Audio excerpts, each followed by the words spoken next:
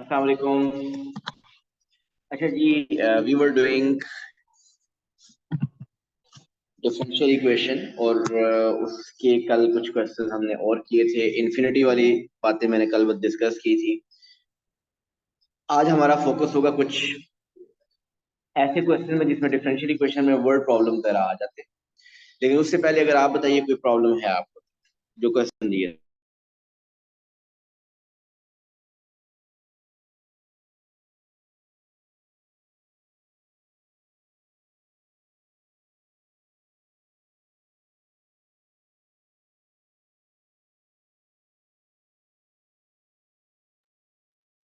चलिए मैं वो क्वेश्चन शेयर करता हूँ।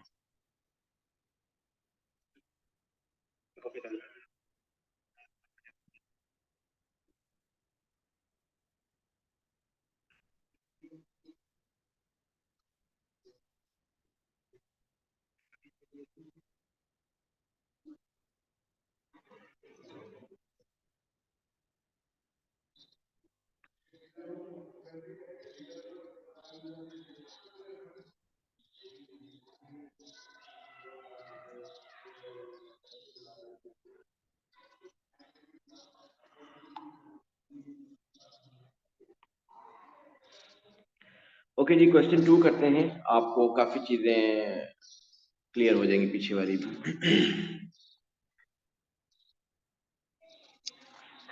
The variables x and t are related by the differential equation e raised to power 2t dx by dt is equal to cos square x, where t is greater than equal to 0, t is equal to 0, x is equal to 0.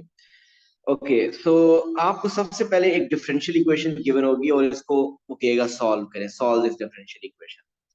सो जब भी किसी differential equation को solve करने के लिए कहता है तो हमारा फर्स्ट स्टेप क्या होगा? वेरिएबल्स सेपरेट करने वाला स्टेप। वेरिएबल सेपरेट करने का मतलब x और 2t एक दोनों एक साइड पे होने चाहिए। डिफरेंशियल dx और dt हमेशा न्यूमरेटर में होना चाहिए। सो अगर आप इसको देखें इस क्वेश्चन को, तो अगर हम इसको सेपरेट करें, so e raise to power 1 e raise to power 2t dx is equal to cos square x dt। देखिए सबसे पहले मैंने क्या कर लिया, डिफरेंशियल्स न्यूमरेटर में कर लिए। सो अब हम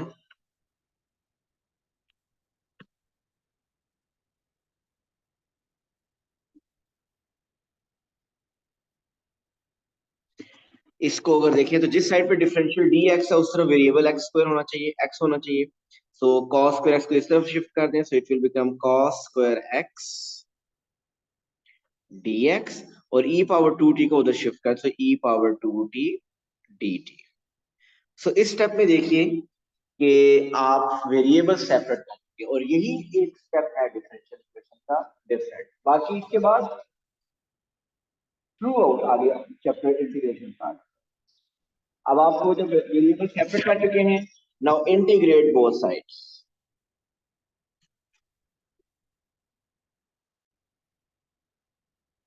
अब आप सोचेंगे कि लेफ्ट साइड को कैसे इंटीग्रेट करें और राइट को कैसे इंटीग्रेट करें। लेफ्ट पे है 1 over cos square x, we don't know the integration of 1 over cos square x,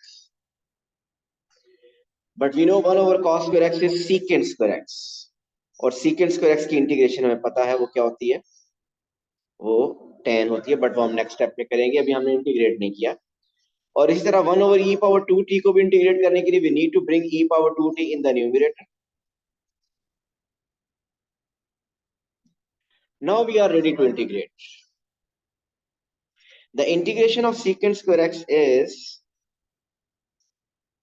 tan x, and integration of e power minus 2t is e power minus 2t over minus 2 plus constant of integration। Integrate आप दोनों तरफ करते हैं और constant of integration दोनों तरफ डालने की जरूरत नहीं है। दोनों तरफ अगर आप कांस्टेंट डाल देंगे तो फिर आपको कांस्टेंट फाइंड करना, दो अननोन हो जाएंगे, फाइंड करना मुश्किल हो जाएगा। और अगर एक ही कांस्टेंट रखें तो आपका डायरेक्ट वही आ जाएगा, दोनों ही constant.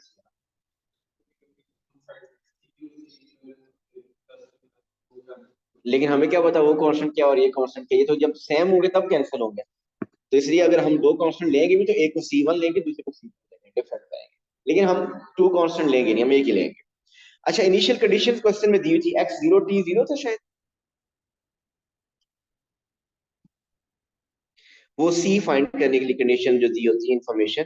Yes, T 0, when T is equal to 0, x is equal to 0, इसको हम कहते हैं initial conditions.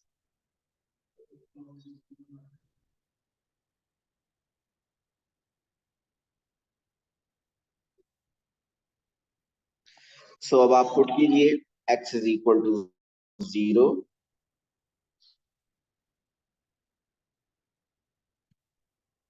And t is equal to 0। अगर x 0 करें, tan 0 इज 0, e raised पर 0 is 1, तो ये आ गया -1/2, so the value of c is 1/2।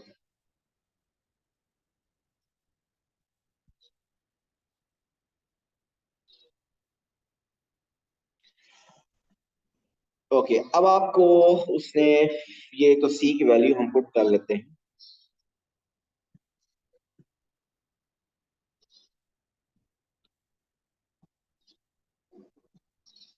So we will get tan x is equal to -1/2 e raised to power -2t, and the value of c is 1/2। So इसके बाद आपका question वैसे solve हो चुका है ये, लेकिन अक्सर आपके क्वेश्चन में यही क्वेश्चन होता है कि make x subject, make t subject, right x in terms of t, right t in terms of x। तो इस क्वेश्चन में उसने क्या कहा था? इस क्वेश्चन में था first part, obtaining an expression for x in terms of t। So obtaining an expression for x in terms of t।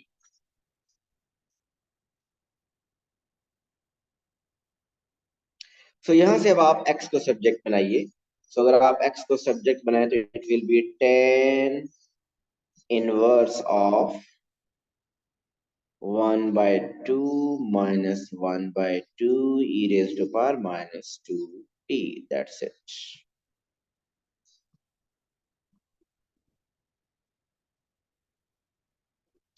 So ये था पार्ट 1। ठीक हो गया। सो डिफरेंशियल इक्वेशन को सॉल्व करना ये था। आप अगर देखिए तो फर्स्ट स्टेप वेरिएबल सेपरेट करने वाला न्यू है, अदरवाइज थ्रू आउट आगे integration. Okay, now let's see what's the second part. Second part की कैलकुलेशन में देखते हैं। Question second part is state what happens to the value of x when t becomes very large. जैसे अगर के state what happens to the value of x when t is 7, तो t की जगह 7 पुट कर देंगे। व्हेन t इज 100, तो t की जगह 100 पुट कर देंगे। सो हमने कल ये डिस्कस किया था कि जब अगर t इज वेरी लार्ज तो हम t उसमें इंफिनिटी पुट कर देंगे, और कल हमने कुछ t इंफिनिटी की कैलकुलेशंस की थी। सो उसको अब फर्दर करते हैं आगे।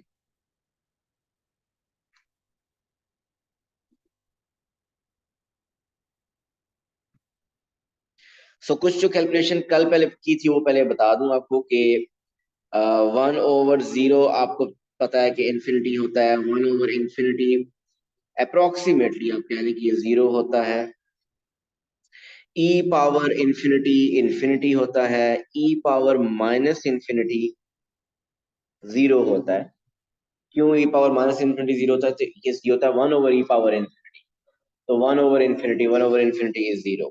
सो 2 प्लस इंफिनिटी हो वो भी इंफिनिटी है, 3 माइनस इंफिनिटी है वो भी इंफिनिटी है, इंफिनिटी को मल्टीप्लाई करें 5 से तो भी इंफिनिटी होगा। ये सारी चीजें हमने कल की थी।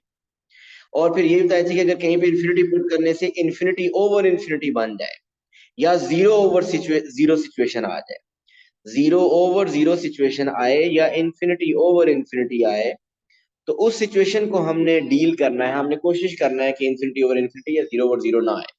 वो क्वेश्चन टू क्वेश्चन वेरी करेगा, लेकिन नॉर्मली क्या होता है कि जिसकी वजह से इंफिनिटी आ रहा होता है उसको आप कॉमन ले लेते हो, न्यूमरेटर से भी और डिनोमिनेटर से भी, और वो कैंसिल हो जाता है और फिर इंफिनिटी ओवर इंफिनिटी सिचुएशन नहीं बनती।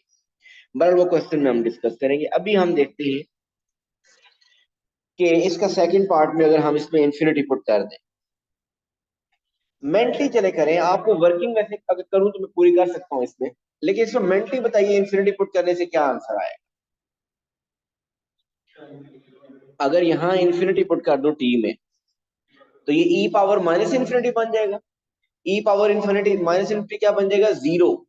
तो ये बन जाएगा 1/2 माइनस जीरो। तो आपका आंसर आ जाएगा tan inverse 1/2।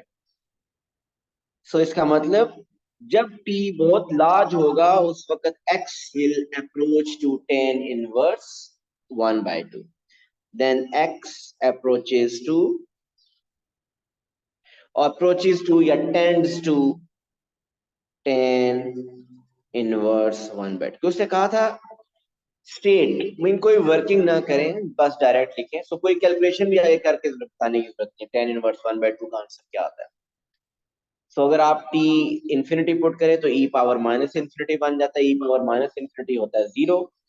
So tan inverse 1/2 minus zero is tan inverse 1/2। Okay, then third part. So ये हर क्वेश्चंस में आप देखेंगे डिफरेंशियल इक्वेशन क्वेश्चन में इस तरह का एक 1 मार्क का या 2 मार्क क्वेश्चन इस तरह का होगा इंफिनिटी वाला। ओके, क्वेश्चन 2 देखिए, थर्ड पार्ट सॉरी देखिए।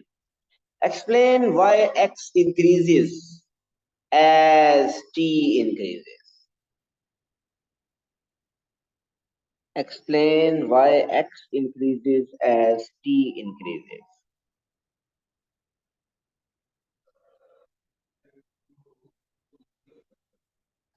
वो कह रहा है कि कैसे पता चल रहा है कि जब t इंक्रीज हो रहा है x भी इंक्रीज। इसकी मैंने एग्जामिनर रिपोर्ट भी कॉपी की हुई है, आप मेजोरिटी लोगों ने ये लिख दिया था जो भी आप भी लिखेंगे, क्योंकि x is directly proportional to t। So ऐसी कोई रीजन नहीं है। और कुछ लोग वो जो आंसर में निकाला है उसमें से सर्च करेंगे कि कहीं से कुछ मिल जाए इंफॉर्मेशन, लेकिन जो एक्चुअल इसकी इंफॉर्मेशन है वो मिल रही है ओरिजिनल क्वेश्चन में से।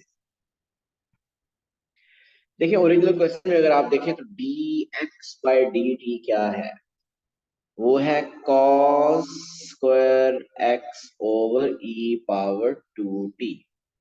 मैं इसको लिख सकता हूँ कि dx/dt है cos x over e power t। cos के ऊपर स्क्वायर और e पावर 2t को स्क्वायर जो वो होल स्क्वायर बन जाएगा। तो बताइए dx/dt इज ऑलवेज पॉजिटिव, हमेशा पॉजिटिव होगा ना। अब dx/dt क्या है, dx/dt क्या होता है, rate of change of x with respect to t।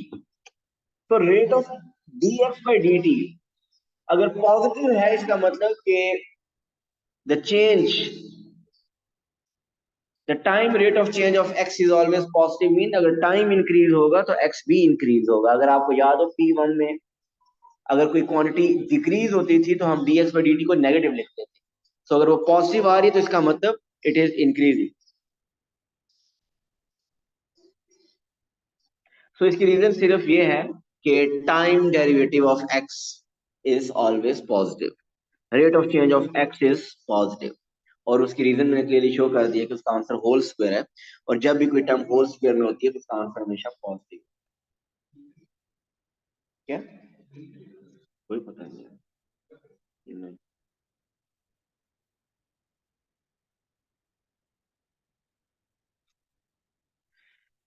Okay ji, next बताइए कोई क्वेश्चन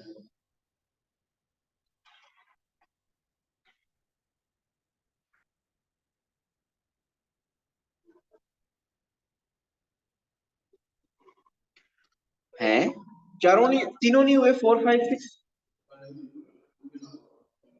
बाकी नहीं हुए।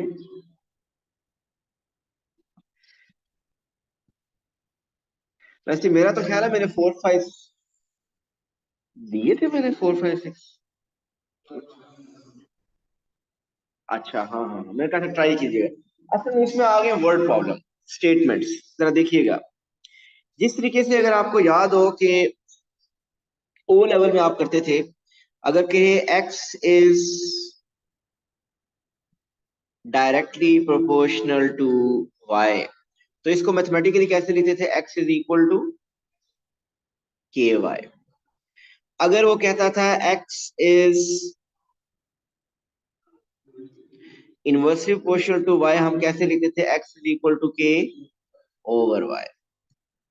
अब अगर सिंपली के x is proportional to y, तो इसका क्या मीनिंग होगा? x is proportional to y का मीनिंग भी वही है जो x इज डायरेक्टली प्रोपोर्शनल का है। मीन हम x इज इक्वल टू के वाई लिख लेंगे। मीन यहाँ पे यूज होगा, इस तरह की चीजें याद बार बार कीजिएगा। इसके अलावा जो आपने P1 में, अगर आपको याद हो, रिलेटेड रेट ऑफ चेंज वाले क्वेश्चंस किए थे, वो आपको इंफॉर्मेशन होनी चाहिए। अगर मैं कहूँ rate of change of y with respect to x, तो उसको मैथमेटिकली कैसे लिखेंगे? dy by D X. अगर कहा जाए rate of change of area with respect to radius, तो D A by D R लिखेंगे। अगर आपको कहा जाए कि rate of change of Y with respect to mention ना हो, तो वो हमेशा with respect to normally time होता है। तो rate of change of Y mean D Y by D T. Rate of increase of X का मतलब क्या है? D X by D T. लेकिन उसका आंसर क्या होगा? हमेशा पॉजिटिव होगा। Rate of decrease of X का क्या मीनिंग होगा? वो भी D X by D T है, बट उसका आंसर क्या होगा? नेगेटिव होगा। तो ये सारी इंफॉर्मेशन जो आपकी ASP1 में आपने की, या ओ लेवल में वो आपने किया प्रोपोर्शनल टू, सो ये सारी चीजें यूज होंगी यहाँ पे। और अब आपके वर्ड प्रॉब्लम होंगे, क्वेश्चन में डिफिकल्टी लेवल बढ़ जाएगा, क्योंकि पहले आपको इक्वेशन गिवन होती थी, अब आपको इक्वेशन खुद फॉर्म करनी होगी। और बहुत अच्छी बात हो जाएगी अगर वो प्रूव करनी हो। मीन जिस तरह इस क्वेश्चन पार्ट 1 में तो खैर इक्वेशन गिवन है, क्वेश्चन 4 में तो खैर ऐसा मसला नहीं है। लेकिन चलें क्वेश्चन 4 में कर देता हूँ आपसे, अगर नहीं हुआ तो। The number of birds of a certain species in a forested region is recorded over several years at time t years. The number of birds is n. तो n क्या है? number of birds है, और t क्या है? time in years. As a continuous variable, the variation in the number of birds is modeled by this equation. तो आपको equation खुद फॉर्म नहीं करनी, इक्वेशन गिवन है। It is given that n is 300 when time is 0. So ये क्यों दिया हुआ है? ताकि आपको इक्वेशन सॉल्व करते हुए c की फाइंड करना हो तो वो कर सके। आपसे वो कह रहा है find an expression in terms of for n in terms of t। So n के लिए तभी फाइंड होगा जब dn और dt d खत्म होगा, मीन इंटीग्रेशन करनी पड़ेगी। सो ये डिफरेंशियल इक्वेशन है, इसमें आपको 9 मार्क्स है इस डिफरेंशियल इक्वेशन को सॉल्व करने के लिए। dn by dt is equal to n into 1800 minus n over 3600. So n had 300, t has 0.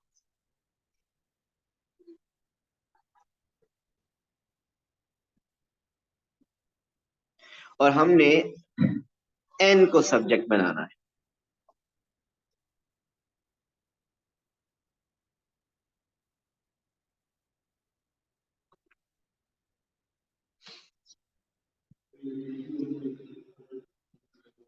जी, सबसे पहले तो वेरिएबल सेपरेट करने हैं। तो आप लिख सकते हैं इसको 3600 over n into 1800 minus n, dn is equal to dt। जहां तक बात है 3600 की, वो एक कोफिशिएंट है, वो कांस्टेंट है। वो आप लेफ्ट पे रखना चाहते हैं तो लेफ्ट पे भी रख सकते हैं, और राइट पे अगर 1/3600 लिखना चाहते हैं तो वो भी ठीक है। ऐसे ही है। तो the first step is done, separation of variable हो चुका है। Now we will integrate both sides. It's quite easy to integrate right side, dt की इंटीग्रेशन इज t। लेकिन लेफ्ट साइड को कैसे इंटीग्रेट करें? सो बेसिकली इसकी इंटीग्रेशन ही 9 मार्क्स में आ गए। जी बिल्कुल, इसकी इंटीग्रेशन होगी पार्शियल फ्रैक्शन के थ्रू। सो देखिए इसके मार्क्स तभी ज्यादा है, इसमें पार्शियल फ्रैक्शन अलग से 3-4 मार्क्स की होगी। सो पहले आप क्या करें, इस क्वेश्चन को यहीं पे स्टॉप करें, ये पिक करें 3600 over n into 1800 minus n, इसकी पार्शियल फ्रैक्शन कीजिए पहले।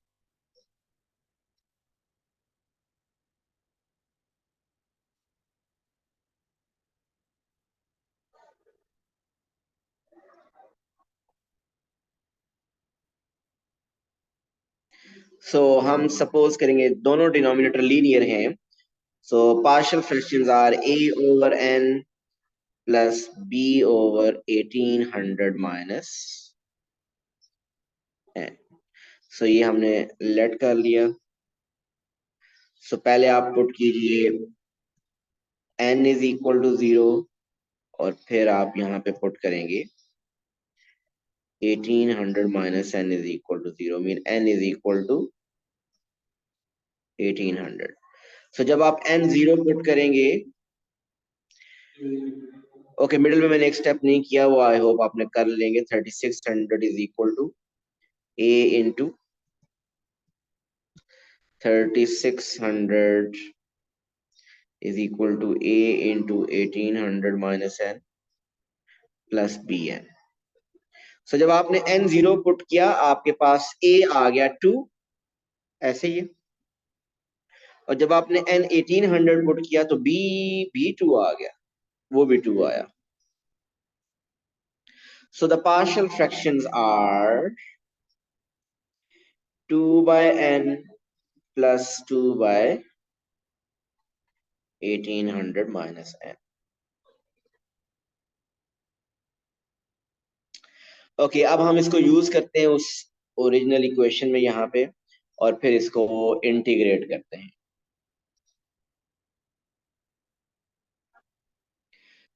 2 by n plus 2 by 1800 minus n with respect to n and dn dt। अब आप देखिए, इनको सेपरेटली इंटीग्रेट करना, वी कैन कीप 2 आउटसाइड, ये 1 over n dn plus again 2 outside 1 over 1800 minus n dn is equal to 1 dt। Let's integrate. What's the integration of 1 over n? It is ln n, so 2 ln n बन गया। अब आगे बताइए, what's the integration of 1 over 1800 minus n? Denominator का derivative -1 बनता है, ऐसे ही है ना। इसका मतलब न्यूमिनेटर में -1 होना चाहिए, मैंने माइनस मल्टीप्लाई कर लिया, और बाहर बैलेंस करने के लिए भी मैंने माइनस ले आया। We got -2 ln 1800 minus n is equal to 1 की integration is t plus c।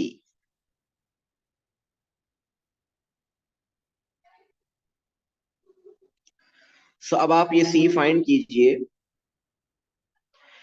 Using the initial condition n 300 and t0, n 300 and t0। n 300 is 2 ln 300 minus 2 ln 1500 is equal to t0 है, is equal to c। आपके पास c आ रहा है, 2 common ले तो ln 300 by 1500 mean 1 by 5।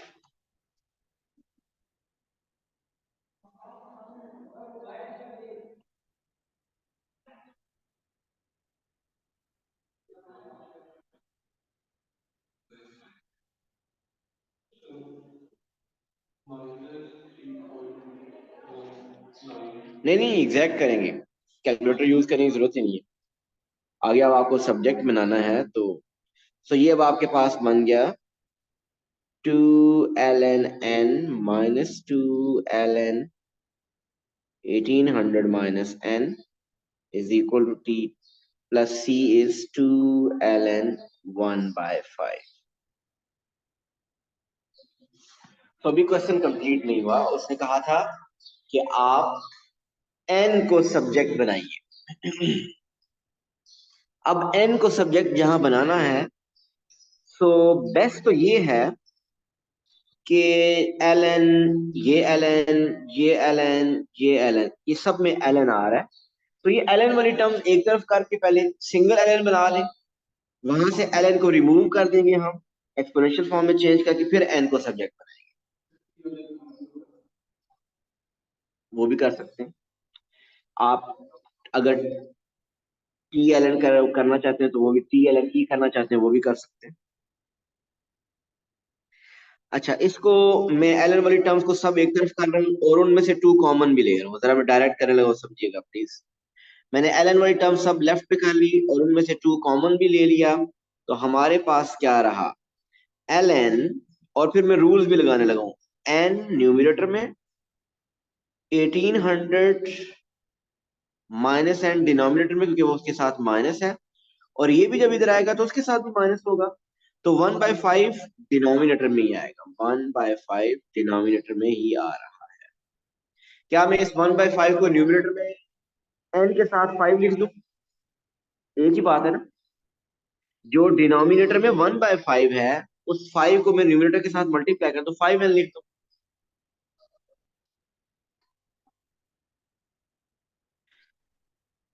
सो मैंने 5 लिख दिया, 5 N over is equal to this. जी ये स्टेप क्लियर है?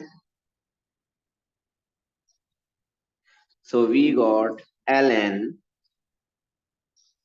5 N over 1800 minus n is equal to t by 2। क्या? नहीं नहीं, वो मुश्किल नहीं करना ना क्वेश्चन, आप कह रहे पावर में ले जाए। देखिए मैं क्वेश्चन को आसान कर, मैं एन को मुझे सब्जेक्ट में वो स्क्वायर आएंगे तो फिर एन के ऊपर स्क्वायर आएंगे, वो मुझे फिर एंड पे स्क्वायर रूट लेना पड़ेगा। सो ये आ गया। अब हम यहाँ से आगे, यहाँ तक कोई प्रॉब्लम है तो बताइए, मैं इसको रेज करूंगा और यहाँ से आगे करूंगा। हमने n को सब्जेक्ट बनाना है, तो यहां से अब आप इस लॉगरिथमिक फॉर्म को एक्सपोनेंशियल फॉर्म में चेंज कर दें।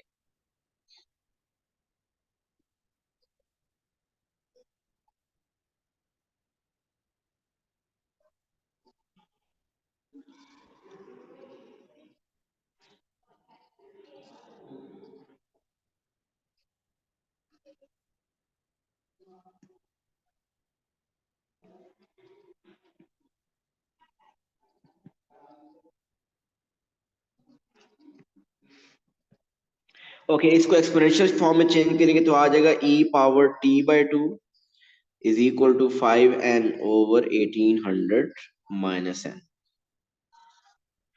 अब n को सब्जेक्ट बनाना है, क्रॉस मल्टीप्लाई करेंगे तो it is 1800 e⁻t/2 minus n e⁻t/2 is equal to 5n। So 1800 जिन टर्म्स में n आ रहा है उनको राइट साइड पे कर लेते हैं, 5n प्लस n e⁻t/2, और उनमें से अब आप n कॉमन ले लीजिए, 5 plus e⁻t/2 is equal to 1800 e⁻t/2। So n is,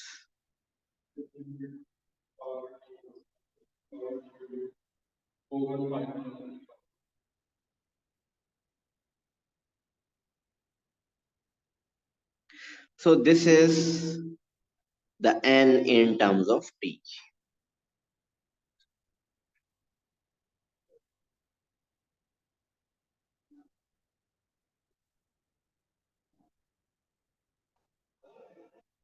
ji clear है? ओके जी, इसका सेकंड पार्ट देखते हैं।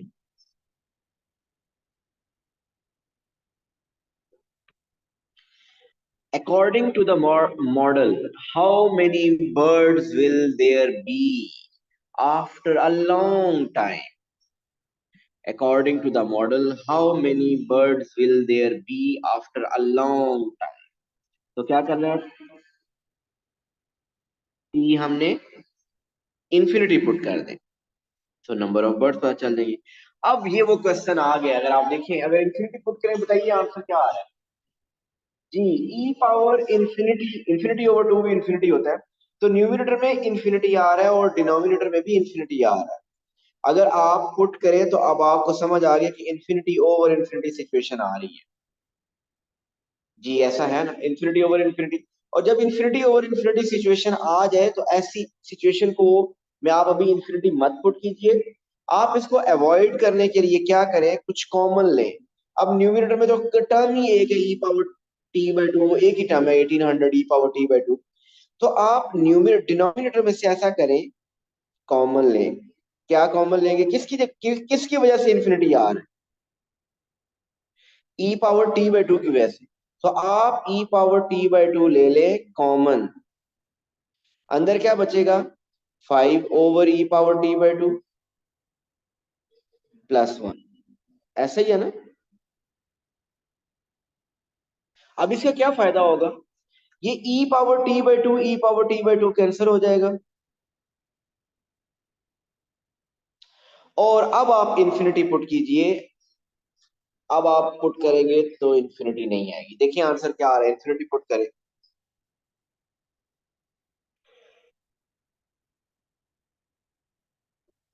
1800 इंटू इंफिनिटी, कैसे, वो तो कैंसिल हो गया। E power T by two over E power T by two तो कैंसिल हो गया। आप डिनोमिनेटर में यहाँ पे ई पावर इंफिनिटी पुट करेंगे तो 5 ओवर इंफिनिटी क्या होता है, zero. Zero plus one is one, so 1800 over 1। सो इसका मतलब कि after a long time number of birds will be 1800। जी कौन सा स्टेप कॉमन लेने वाला, अहमद आप अपना माइक प्लीज ठीक करवा लें।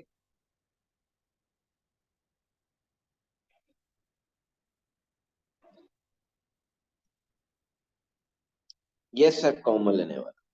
देखिए मैंने आपको बताया था कि जब कभी इंफिनिटी ओवर इंफिनिटी सिचुएशन आए, यहाँ पे इंफिनिटी ओवर इंफिनिटी सिचुएशन आ रही थी, अगर आप देखें तो न्यूमरेटर में भी इंफिनिटी बन रहा था और डिनोमिनेटर में भी इंफिनिटी बन रहा था। तो जब कभी इंफिनिटी ओवर इंफिनिटी सिचुएशन आए तो आप कॉमन लिया करेंगे। अब न्यूमरेटर में तो एक ही टर्म है, न्यूमरेटर में तो टर्म ही एक है, तो उसमें से कॉमन क्या ले सकते हैं, उसमें कुछ कॉमन नहीं आएगा, E power 1800 E power T by two उसी तरह रहेगा। डिनोमिनेटर में E power T by two जिसकी वजह से इंफिनिटी बन रहा है उसको कॉमन ले रहे, ई पावर टी बाई टू की वजह से कॉमन इंफिनिटी बन रहा है। देखिए 5 प्लस एक्स में से अगर मैं एक्स कॉमन लूं तो क्या बचता है, 5 over x plus one. Basically जो कॉमन लेते हैं वो डिवाइड हो रहा होता है। तो यहाँ पे भी E power T by two common लिया, लेकिन फर्स्ट टर्म में E power T by two था ही नहीं, तो 5 over E power T by two आ जाएगा प्लस वन। अब जो आपने कॉमन लिया E power T by two, E power T two से कैंसिल हो गया। अब आप इंफिनिटी पुट करें, अगर इंफिनिटी पुट करेंगे तो न्यूमिनेटर में रह जाएगा 1800 और डिनोमिनेटर में 5 ओवर इंफिनिटी। 5 ओवर इंफिनिटी होता है zero, zero plus one is simply one. तो आपका आंसर आ जाएगा 1800 ओवर 1, मतलब 1800।